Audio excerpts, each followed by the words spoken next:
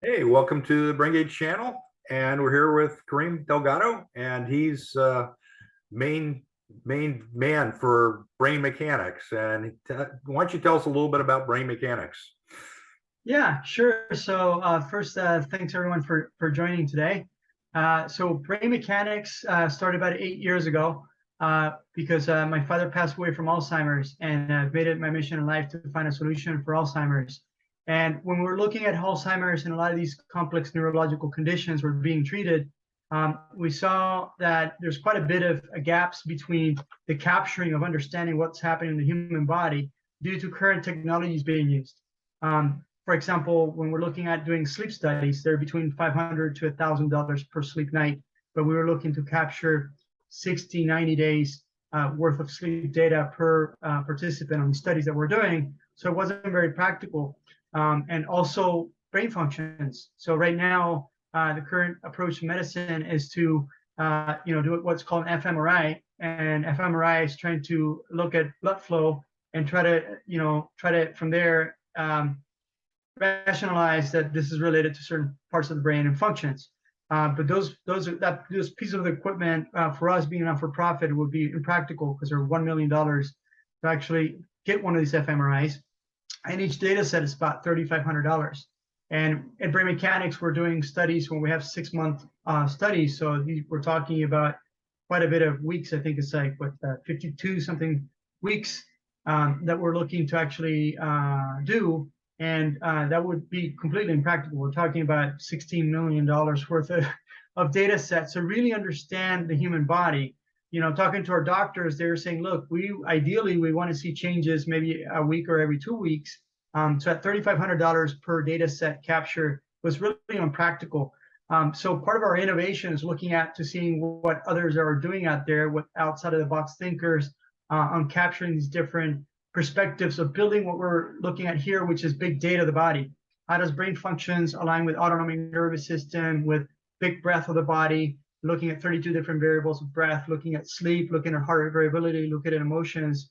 And so we put together this platform and really pleasantly surprised the cortical metrics. It was a really interesting approach to measuring brain functions. And in fact, we were kind of worried that maybe the resolution or the quality wasn't in par with an fMRI, but what we're finding is it's even more granular than an fMRI in many different ways. So we started incorporating the cortical metrics to build out the protocol, which we call Alzheimer's Resolution Protocol, which we're making open source. And the brain gauge has really allowed us to actually see the interactions of many, many different things. So really test out feel often, feel quickly to build out this life-changing protocol. So it's been a game changer for us. I mean, I honestly, we now use it for pretty much everything from looking at things like, how our protocols for stress reduction, emotional regulation, and governance to things like the long COVID protocol, which we've been developing. And without being able to have a tool that lets us to actually measure at a really granular level at a very low cost what the impacts of different parts of this multimodal protocols that we're building, it would be literally impossible to really understand. So for us, cortical metrics has been a game changer. We use it here in our Alpha Lab, and we also use it remotely. So one of the capabilities that we have with the brain gauge is actually send it out to the client. So when you have clients who actually have things like, Parkinson's or MS or any of these complex neurological conditions, this really gets it so it's really practical.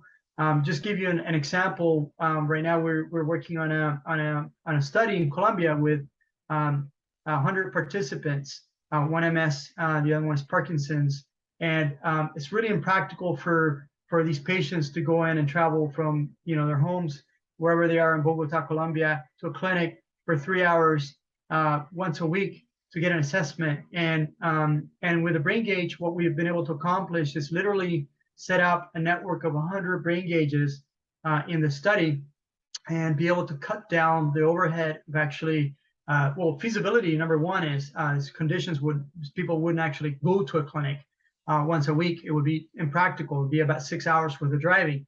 So we working with cortical metrics, we build a solution where we're able to deploy this on the edge The equipment is the client's premise. Every so often, especially initially, they might need a little bit of assistance just to kind of get familiar with the equipment, but it's super easy to use. I mean, the device is like a mouse, and you know, when we do have a little bit of issues, easy as just being able to connect on a call and just be able to guide the client through it. But now it really makes it practical. And I think it went from $16 million to capture this many data sets to, I think, $165,000. So it is a exponential type technology. It's the only way I could describe it.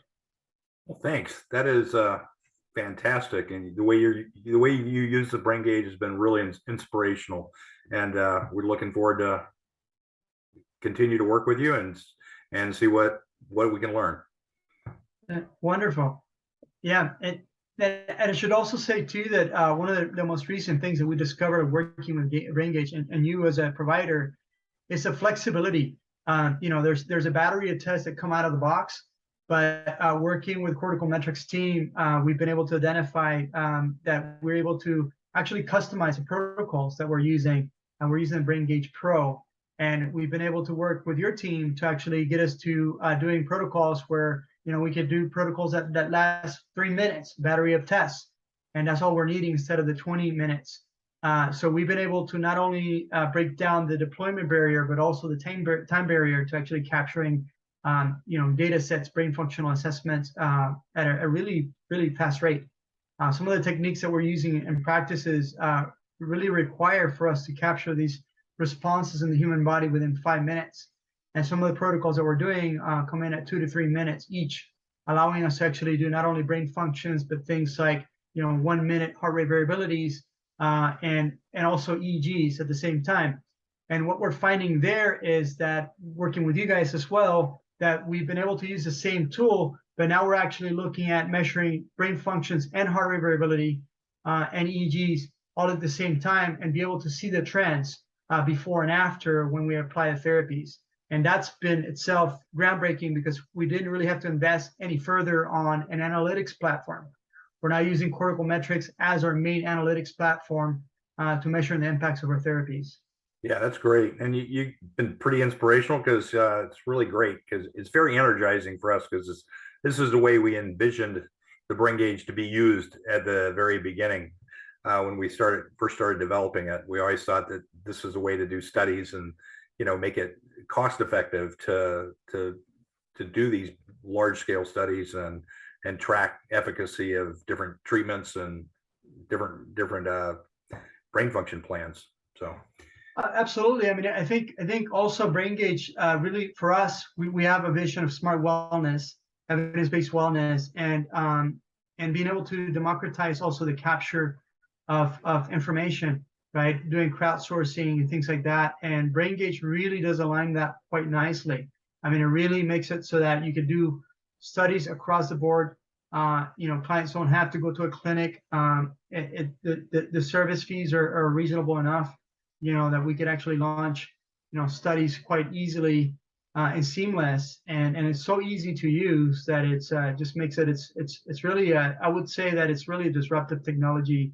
And it's enabling the research that we're doing to be able to, you know, deliver protocols like Alzheimer's resolution and traumatic brain injury resolution. We've got tinnitus that we've measured there as well. And we're now getting quite a bit on stress management and stress responses, measuring, for example, the impact on affecting the fascia and how it actually has impact on the brain functions and things. So it's really inspiring and really invigorating to be working with,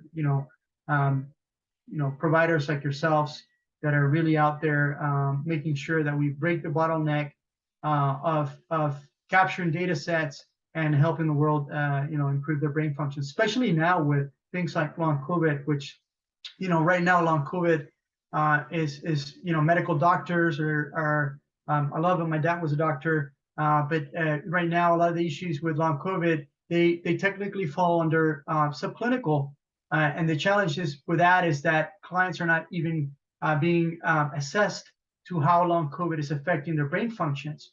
And I would say that when you're considering that COVID affected millions of people, and out of those millions of people, 50% of them are going to have long COVID, which brain fog, fatigue, and things like this, sleep patterns are disrupted, emotional prefrontal cortex gets affected, quite a bit by that. And we really need to, and 50% can go back to work a year later. So the socioeconomic impact of just that alone is pretty profound. And having a solution like brain gauge to really measure brain functions, I think is going to be what's needed to actually find solutions for long COVID. Because if you can actually measure the results of the therapy in a way that's efficient and cost effective, then you're going to be stuck on following this 10-year or 20-year trends of implementing therapies or technologies into the market. So that's where I think the real magic is for cortical metrics and brain gauge. And I think that without these kind of solutions, we wouldn't be able to do what we're doing now. So I want to thank you for that. Thank you. I'm excited to hear more about what you're doing, but I know you're busy, and this is probably a good place to wrap it up. So thanks, and we'll catch you later. All right. Thank you.